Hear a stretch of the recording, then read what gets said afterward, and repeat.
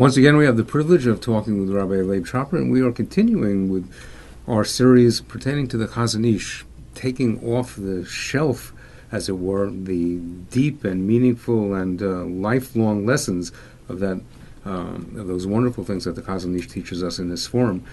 One of the things that we want to talk about, Rabbi Leib, is the Chazon Ish had many unique days, and I'd like to go over perhaps some of them with you. One of them, the Chazon Ish had a very singular view on the purpose of a yeshiva. What was that? Actually, this is mentioned in the one of his talmidim, close talmidim, writes it in the Sefer Pe'er Hador, Daf Reish Mem Chelik Beis of this Pe'er Hador, which is it's 5 volumes that's worth 20 volumes of the history of the Chazon Ish. But he talks about a story. He actually brings down the story. He quotes a story that happened with Rav Shlomo Wolbe Zecher Tzadik Levrocha, and it was a Mashgiach Bar Yaakov and Moshe Shmuel Shapiro Zecher Tzadik Levrocha, that they were both partners in the yeshiva. Moshe Shmuel Shapiro Hagoyner, Moshe Shmuel Shapiro was the Rosh Yeshiva, and Rav Tzadik and the Mashgiach of Bar Yaakov, he was the Mashgiach of that yeshiva. And they wanted to, when they started the yeshiva, they wanted to grow the number of talmidim. So they figured that there are some people, Gedolei Yisrael, that parents come to discuss with them what yeshiva they should send their son to. So the Chazon Ish was approached by them, by Moshe Shmuel Shapiro and Rav Shlomo Wolbe Zecher Tzadik Levrocha, and he was asked, maybe the Rav could help us if somebody asks the Rav, meaning the Chazon Ish, that's all. For a recommendation or referral to a yeshiva, please could the Rav refer those talmidim to us to try. We're looking for talmidim who really like Iluyim, who are geniuses, terrific, really top notch. The Chazon Ish looked sternly at both of them and he said, "My precious Rabbanim Roshi Yeshiva, Iluyim, geniuses do not need a yeshiva. They're geniuses. A yeshiva is like a hospital, or should be like a hospital. You go in weak and you come out strong." That speaks a lot about how we're not really following the Chazon Ish Bizman Hazeh. Everybody wants Iluyim. But the Chazon Ish would come down to this planet right now, from Olam HaEmes. He would come down and discuss it with us. I think we'd call a major meeting with 3,000 Mechanchim and asking them what Pshat the yeshiva is not for Iluyim.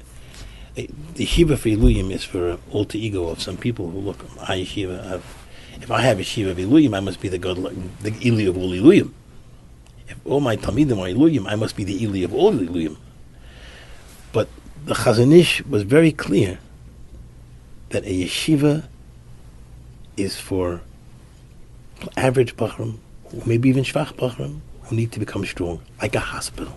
So you would say not only Iluyim, but Mitzuyanim as well. We would be kind of... He says, that's not what it's for. Of course they belong in the yeshiva, but to say, I'm only taking Mitzuyanim, that's not what the yeshiva was for. The purpose of yeshiva is for people who are weak in learning and to make them into Bnei Torah and people who are to Midei Chachamim and to learn. So that is a message, clarion call to Mechanchim, and I hope that they could, maybe they have other Gedolim who say otherwise, but I don't know who could challenge the Chazon Ish in this particular issue.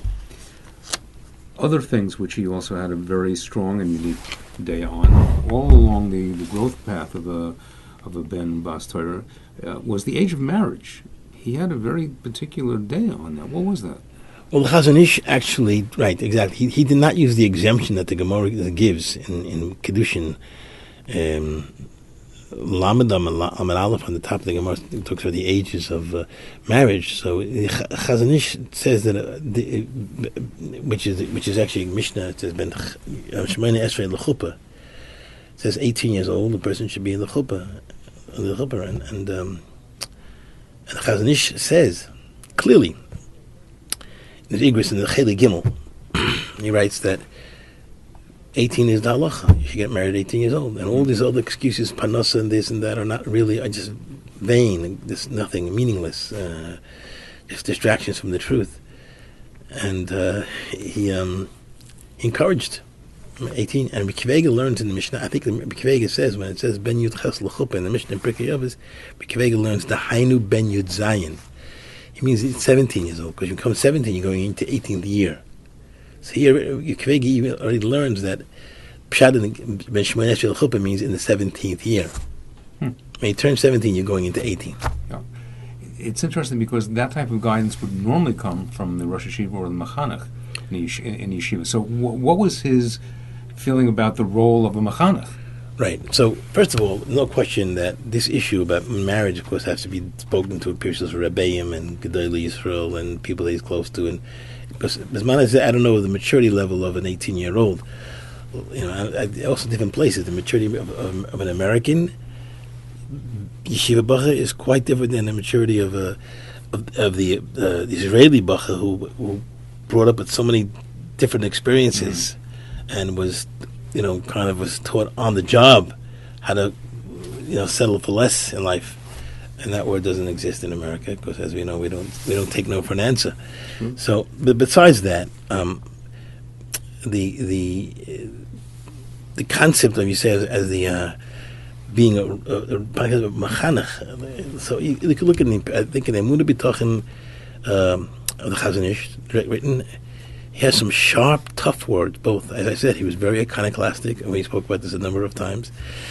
And in Perek Daled, I think it's Ois Tes Zayin, in the Emunah B'Tochen of the Chazon Ish, he makes it very clear. I'm Chanech. He writes on one of the biggest faults that we live with today within the Ruchnistic world. Hayos hamachanech bilti shalom b'midosav. It's a quote from the Chazon Ish. That the machanech, the educator, is not shalom b'midosav. Unfortunately, the menayel, when he hires someone today, doesn't check his resume about his midas, checks his resume about what yeshiva he learned at Yisrael, the top one, next to the top one, but they went to the Yale of yeshivas, or the Harvard of yeshivas, or the Oxford of yeshivas, where he came. That's important. Could he stimulate the bachrim with the lumdis, or? But the Chazon Ish says the most important thing is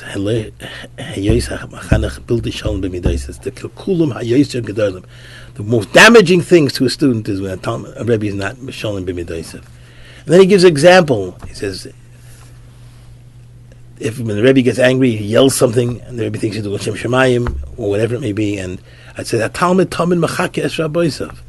student always mimics his Rebbe. And then all the things he learned becomes upside down to him. He doesn't know what's right and wrong, and he says, a student learns more from the actions of his Rebbe more than from his shiurim. You must hear that, internalize that. A talmud learns more from the actions of a Rebbe more than from his student. A talmud mechake es rabboisav. Especially we're talking about young children now. So that's for sure. We have to be so careful. So the most important thing in the Chazon Ish's world is to be hayos hamachanech. Should become shalom b'midaisav. He should become a shalom as much as he can b'midaisav. So he should be a role model, absolute role model in his anhaga, not just in the learning to his talmidim. And that would, of course, include what a Talmud Chacham represents, the quintessential person who's worked on his midos.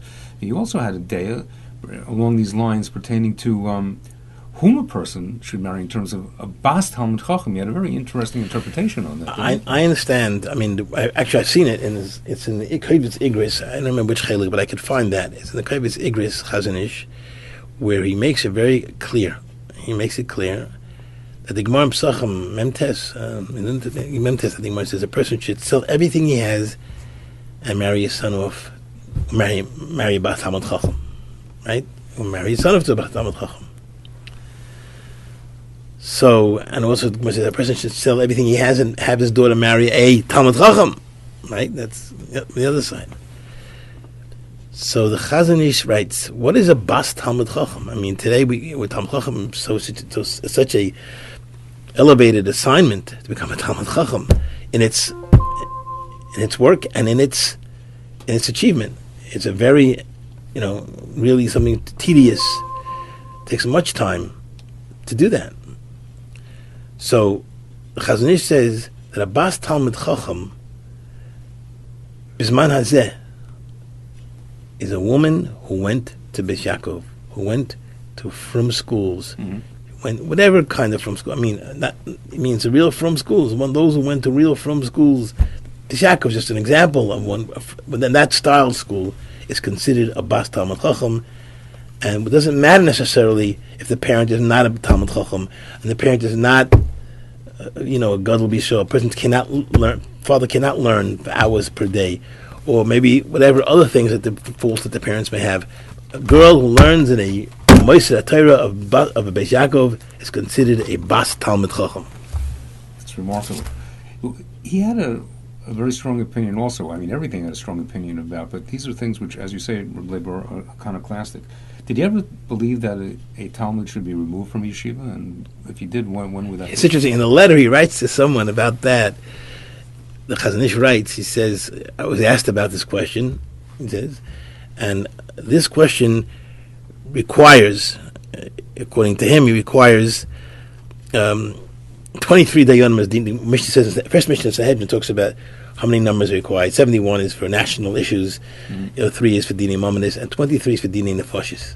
He says, I suggest to you, before you take someone out of a yeshiva, or you ask him to leave the yeshiva, you should be dam this shaila very, very, very seriously. I mean, I guess he uses the concept of 23 to emphasize the importance of it, but you can't just go, okay, you're out, get out.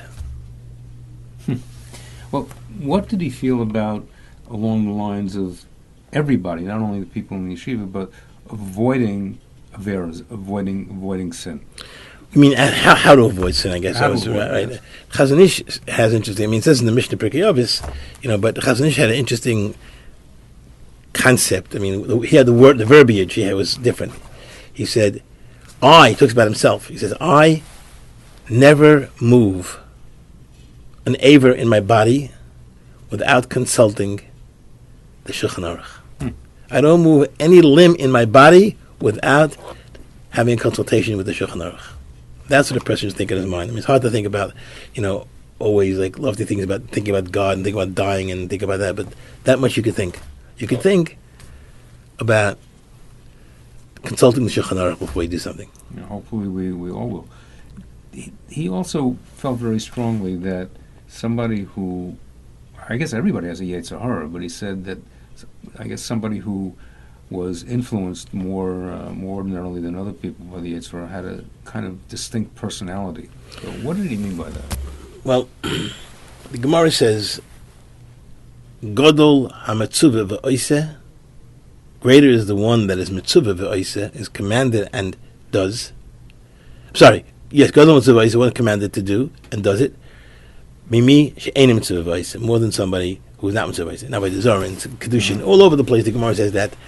But the different Pirushim to what that means, greater is the person who's commanded and does something. So Taisus in one place says, two different Taisus in different places say different things. Taisus in one place says, because when you are commanded to do something, you have a Yetzer Hara not to do it.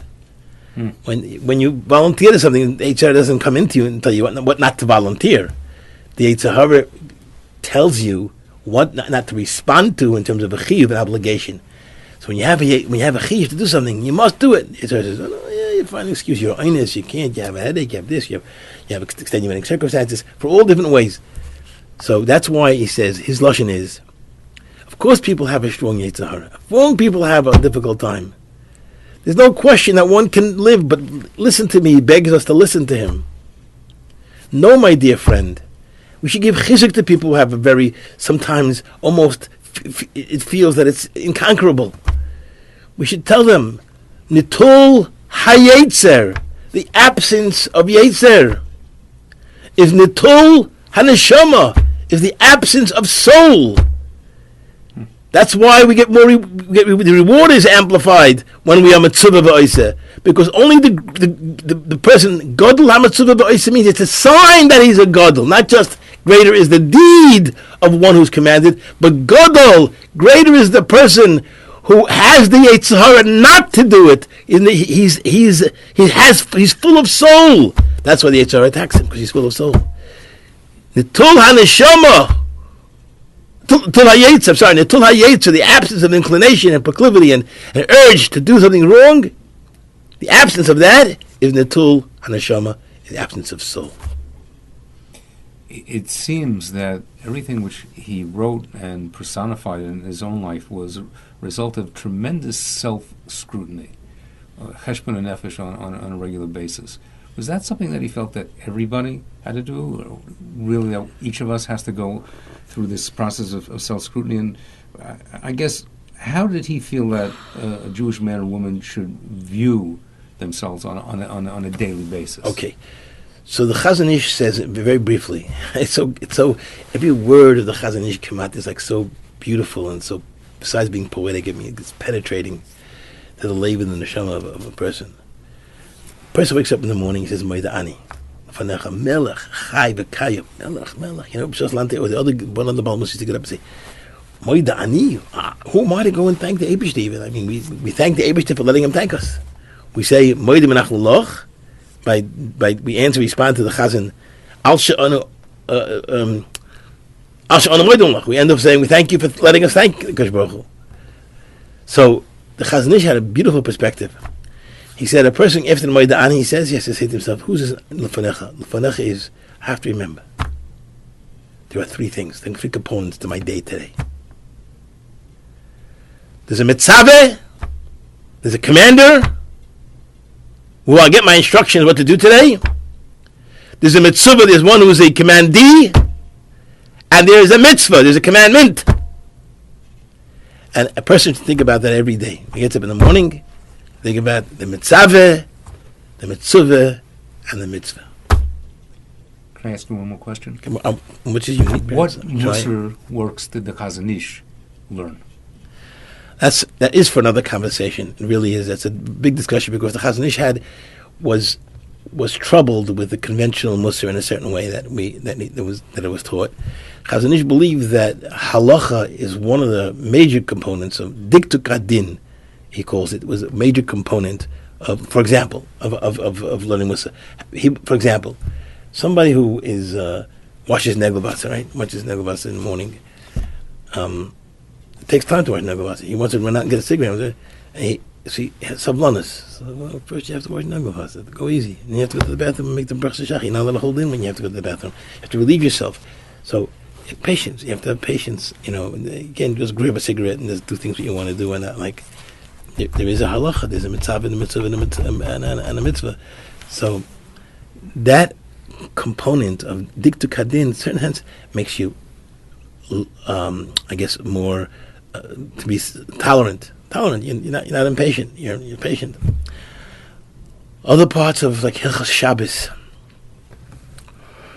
when you have to go to with the precision of certain things in halacha, make you start considering all different angles of things, even with your friends. Take the whole picture. Shabbos is not just one picture. Sometimes there's a big picture. Pikuach nefesh deicha Shabbos. We talk about that. That teaches you something else. So you believe that halacha kishala atzma, and Torah itself, which learning Torah needs patience, tolerance. It needs conviction. It teaches us about conviction. I'm mechuyev to learn Torah every day, a little bit, whatever it is. There's a halacha, I have to learn Torah. So that halacha should somehow trigger some kind of a light in your mind and saying, I have this conviction. I have to have commitment. I have to be responsible. Same thing with other mitzvah chesed. I need halva, not halva. I need to be careful before I say no to someone. If someone needs my help, I need to respond to him. So, of course, we could give a lot of musa and say, pshat the pasuk and give, here we learn. That you're supposed to be nice to somebody else. But the Chazon Ish felt that the diktuk hadin was the fundamental principle. And then beyond that, there was musa you could build from there. You could build on those things. You could build some musa and, expand it more. But at the core of Musar is really the halacha, and that's where it is. Not only halacha, is diktuk hadin. Rabbi, thank you very much, and we're looking forward to continuing with our exploring the meaningful words of the Chazon Ish that will hopefully elevate each and every one of us to do the same. Thank you, Pretz. I do want to just make an addendum to one thing that I mentioned before.